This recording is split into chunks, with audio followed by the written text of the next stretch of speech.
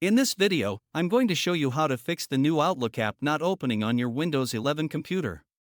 If Outlook isn't launching, don't worry, I'll show you two effective methods to fix it. Let's get started. First, open the Start menu and search for Outlook.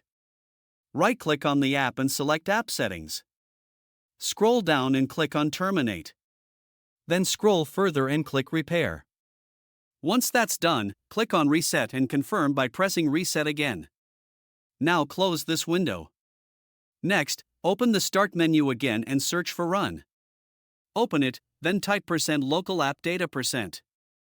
Press Enter. Scroll down and open the Microsoft folder. Here, look for folders related to Outlook, usually named something like OLK or OneOff. Select those folders and delete them. Wait a few seconds for the process to complete. Once done, go back to the Start menu and search for Outlook again. Now try opening the app, it should work properly. And that's it. If you find this useful, then consider subscribing and liking the video.